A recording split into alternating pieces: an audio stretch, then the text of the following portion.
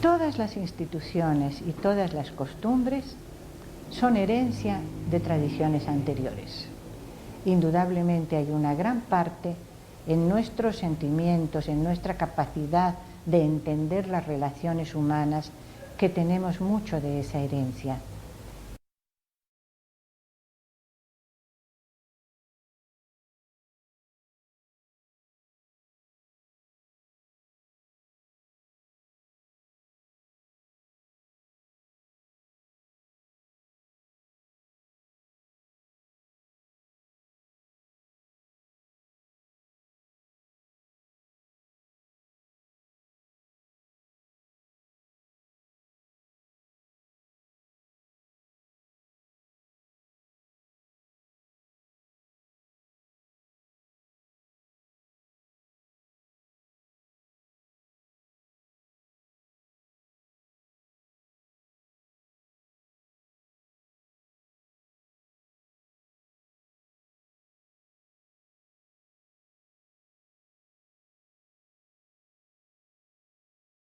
Nuestra idea del matrimonio por amor es completamente anacrónica si estamos hablando de la época colonial.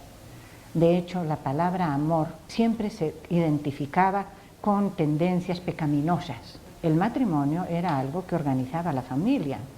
Yo tenía la idea de que eran los padres los que casaban a las niñas, pero como había muchas viudas, realmente, aparte de las que se decían viudas sin serlo, pero había muchas viudas, eran ellas, en la mayoría de los casos, las que casaban a su niña de 15, 16, 17 años con un hombre que les parecía conveniente.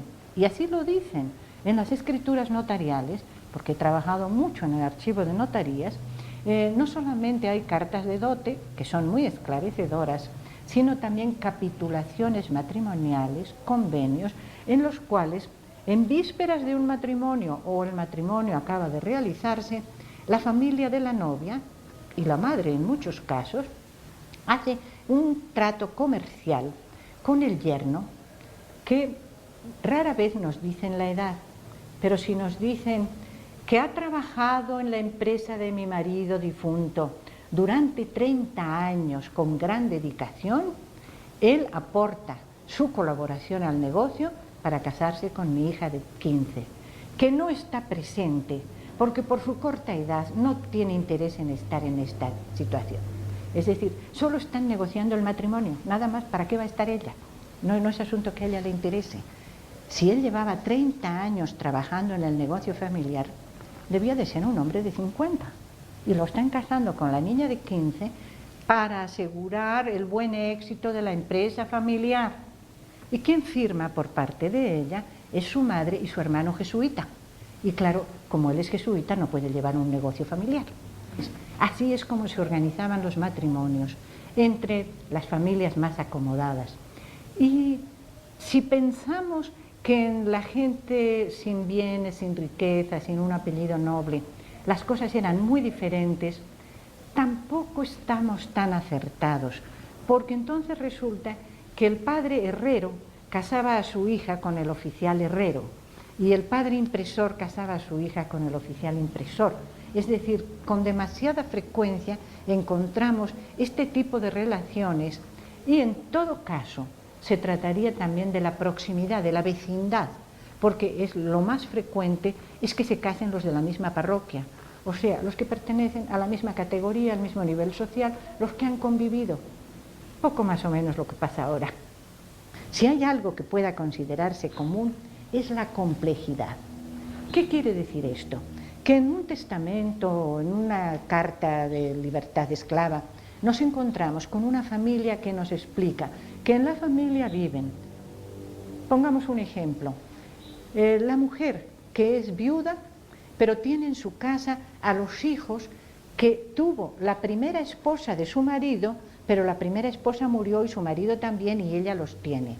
Además, un niño que le dejaron en la puerta y que no sabe de quién es y que lo ha adoptado y que lo tiene, no adoptado legalmente, lo ha recibido, un entenado. Además, los hijos de una esclava que tuvo a sus hijos con su marido y que por lo tanto los hijos van a recibir la libertad. Bueno, este es un modelo de testamento. Tenemos otro de un comerciante español de Zamora, me parece, el cual a la hora de morir también explica cómo estuvo su vida y dice: yo de soltero tuve relaciones con una señora española, con la cual tuve una hija natural, a la cual ya he dotado y está casada. Pero después me casé. Durante mi matrimonio no tuve hijos legítimos, pero sí tuve hijos ilegítimos con otra mujer, con la cual tuve un muchacho, el cual tiene oficio, digamos, herrero, y está trabajando, ya le he puesto su taller. Pero además, con una esclava de la casa, también tuve una hija a la cual por este documento doy la libertad. Y además, una niña que mi esposa adoptó cuando era soltera, yo la recibí y otra vez le dejo la casa y los bienes. Este es otro testamento bastante característico de cómo eran las familias.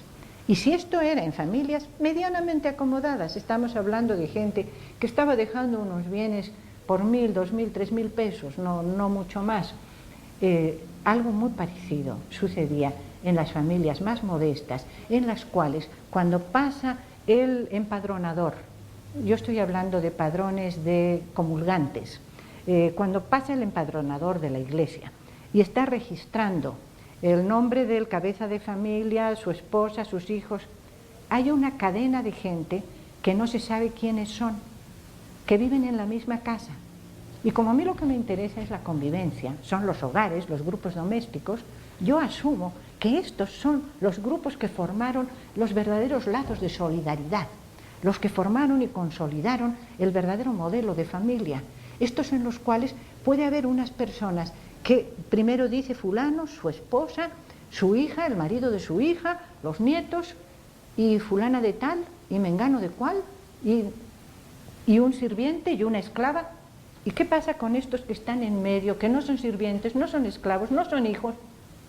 Pues son estas familias próximas, allegadas, estos grupos que se unían muchas veces por paisanaje, tanto en los españoles, esto lo tenemos muy bien documentado, como en los indios que llegaban del campo y que, como ha sucedido en todas las épocas, el que emigraba a la ciudad jalaba luego a sus paisanos.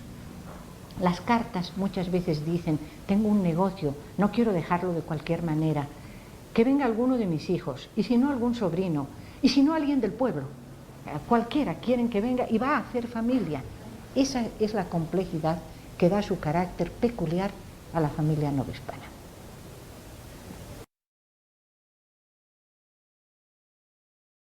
Siempre las mujeres de la casa eran las responsables de transmitir principios fundamentales, la mayor parte de las veces ñoñerías, supersticiones, pero eso es lo que las mujeres transmitían en las casas. Digo esto de las ñoñerías y supersticiones porque está en los documentos, porque así me lo dicen. Es que ha vivido siempre entre mujeres y no ha aprendido más que fanatismo en vez de religión. Bueno, ese tipo de cosas era así. Ciertamente las mujeres formaban un ambiente muy especial.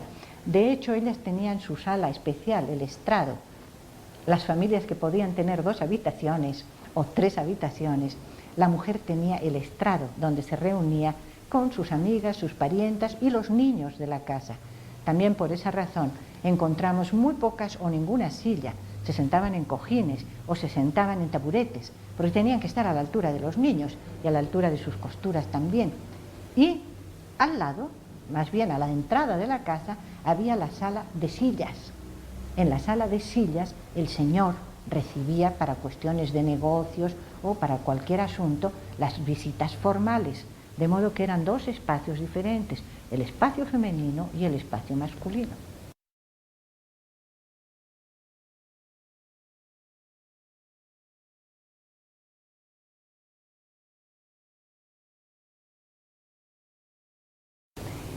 Hay una diferencia fundamental entre la familia europea y la familia mesoamericana, mexicana, y es que en la familia europea las criaturas, los niños, los bebés recién nacidos, cuando no eran amamantados por sus madres, que era con mucha frecuencia, se entregaban, se sacaban fuera de la casa para que una mujer del campo o del pueblo los criase. No era así en la Nueva España. No conozco un solo caso de un niño que haya sido entregado para criar fuera. Al contrario, la mujer, la madre, la nodriza, venía a la casa. Tampoco conozco ningún caso en los cuales se diga que esta nodriza llega y abandona a su propia criatura. Lo que hace es criar a dos al mismo tiempo. Cría a su hijo y al hijo del patrón o de la patrona. Entonces, su papel es fundamental porque esta nodriza seguramente es india o es mulata, es lo más frecuente, y ella va a transmitir sus creencias, sus tradiciones y en muchos casos su lengua, lo cual viene a ser utilísimo para los criollos porque el español criollo que ha sido criado por una nana otomí o zapoteca o mexica, conoce esa lengua y si no encuentra un acomodo mejor en la vida, se puede hacer clérigo a título de lengua. ¿Qué quiere decir eso? Que aunque no tenga dinero propio para mantenerse, como habla una lengua indígena, le van a asignar un curato en el cual va a ganar un salario fijo y además lo que le paguen los feligreses. ¿Qué peso tenía el origen étnico? Lo tenía, evidentemente.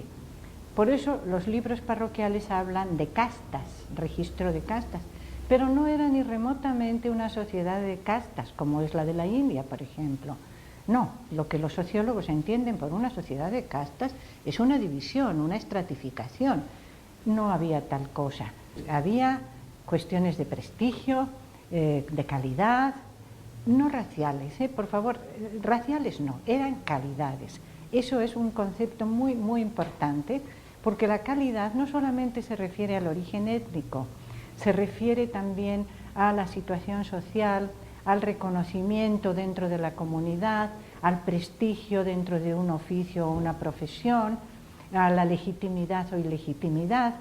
Siempre soy muy cuidadosa en esto, porque la tendencia a simplificar nos dice razas, y eso no existía. Entonces, un maestro artesano que fuera mulato, digamos, nació como mulato, lo registraron en el libro de castas y dijeron, Antonio, mulato.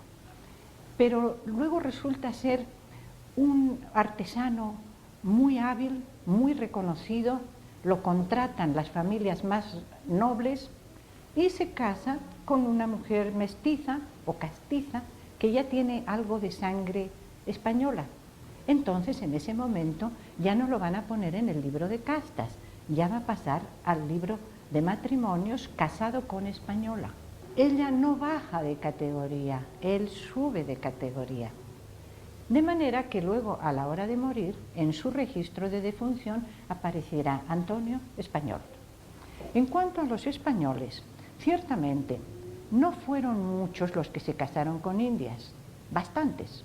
En ciertos lugares sí fueron muchos, sobre todo en el siglo XVI. ¿Por qué razón? Las indias del siglo XVI podían tener vasallos, riquezas, tierras, y eso era lo que el español buscaba a la hora de casarse. Y cuando se casaba con una española, ¿qué buscaba? Lo mismo, a ver si ella también tenía tierras, vasallos y riquezas, o en última instancia, a ver si tenía un apellido noble que pudiera ennoblecer hasta la descendencia.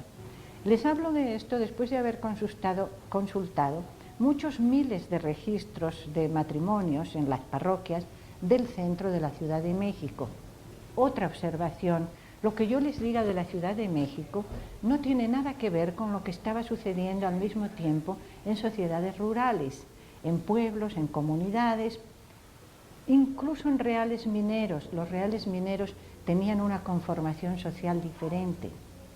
Pero la importancia que tiene la Ciudad de México, aparte de que numéricamente siempre fue dominante, siempre hubo una población que se consideraba desmesurada para el entorno, aparte de eso fue su influencia. El ejemplo cundió, se extendió, sirvió de modelo. Y el hecho es que las mezclas se produjeron durante casi 200 años sin que aparecieran en los registros. Lo que pasaba es que el párroco veía a un bebé medio morenito, ¿para qué lo iba a poner negro? Si la calidad tenía importancia, no estoy diciendo que no la tuviera, la calidad tenía importancia, si no, no se habrían molestado en cambiar de calidad, pero lo cierto es que así iban cambiando. en los casos, hablando de familia, como hablando en general de vida cotidiana y de vida privada, nunca hay un día, una fecha y una hora en que cambian las cosas. Son procesos lentos. Pero como yo he consultado siglo XVI, XVII y XVIII, sí veo que de la absoluta libertad y mezcla del XVI se pasa a una mezcla considerable en el XVII y se comienza a restringir en el XVIII.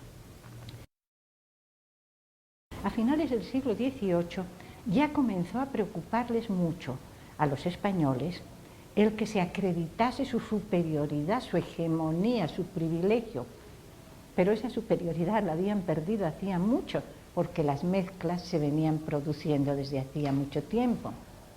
Entonces, una y otra vez los españoles protestan ante la corte y el rey manda una y otra vez reclamaciones, recomendaciones, regaños a las autoridades religiosas, o sea, al arzobispo y los obispos de la Nueva España, que eran los responsables de que los párrocos hicieran correctamente los registros parroquiales.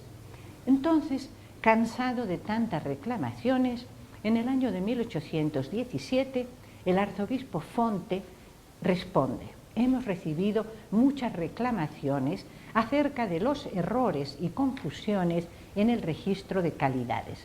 Debo advertir a su majestad que la única obligación de los párrocos es registrar si los fieles se bautizaron, comulgaron, se casaron y murieron. En cuanto a la calidad, de ninguna manera un párroco faltaría a la caridad diciéndole a uno de sus fieles: no es cierto lo que me estás diciendo. De manera que cuando registran la calidad, y no siempre, se limitan a poner la que ellos o sus testigos les dicen. La casa chica era una realidad, y lo curioso es que la casa chica no solamente era realidad para los españoles, que podían sostener dos casas, sino que en realidad la casa chica es una creación del momento en el cual los hombres, como no pueden tener más que una esposa, no se responsabilizan de la segunda o de la tercera. Ese es el cambio fundamental, porque los indígenas, que antes tenían muy bien regulado quiénes eran los que podían tener varias esposas, los nobles, y quiénes eran los que solo tenían una, la masa de los maceguales, de los plebeyos. Pero cuando llegan los españoles y no pueden tener más que una esposa, entonces, ¿qué hacen? Sabemos de un cacique, un señor, en un pueblo del Marquesado del Valle, que vive en una casa, se llama Don Carlos, está casado con Isabel, no recuerdo los nombres exactamente, pero me refiero a que están bautizados, tienen nombres españoles, vive en una casa, alrededor de un patio, y en la puerta de al lado vive otra mujer igualmente bautizada, pongámosle Teresa, que tiene 2 hijos, y en la otra puerta vive otra mujer que se llama Carmela y que tiene otros 3 hijos, y todos ellos dependen del Señor.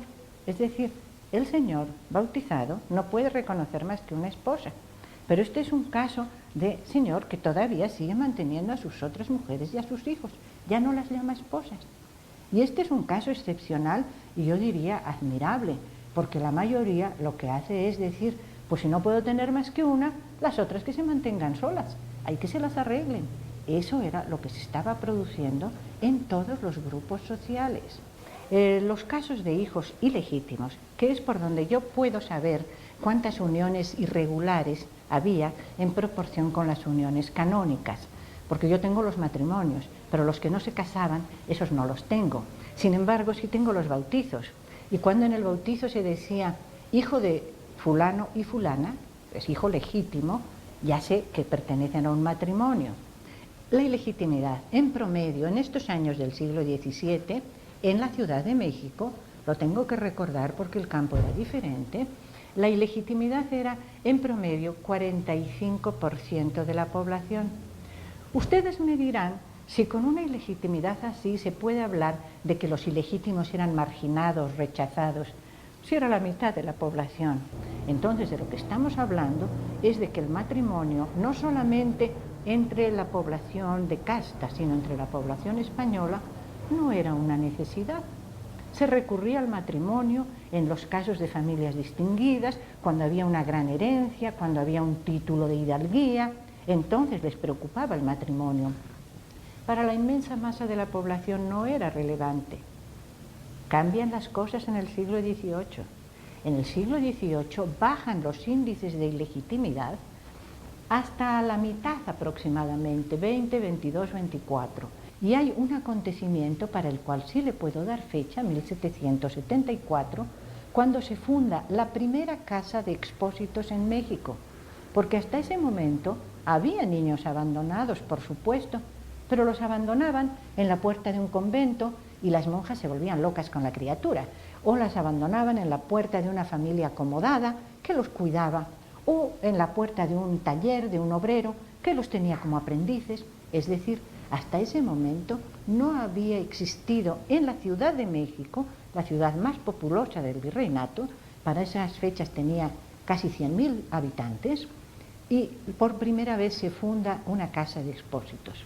La funda el arzobispo don Antonio Lorenzana y Butrón, el cual en un texto conocido habla en contra de esa terrible costumbre vergonzosa de esta sociedad novohispana, en la cual los hijos espurios han convivido con los legítimos, han tenido los mismos derechos, a veces llevan el mismo apellido y a veces han participado en la herencia. Claro, eran hijos ilegítimos que se aceptaban y es muy común que aparezcan esos hijos ilegítimos en las familias. Hay un marido que a la hora de protestar en contra de su mujer ha pedido el divorcio, él dice, ¿y de qué se queja? Ella no trajo dotes, solo trajo a sus 3 hijos naturales. Bueno, como estos casos había muchos.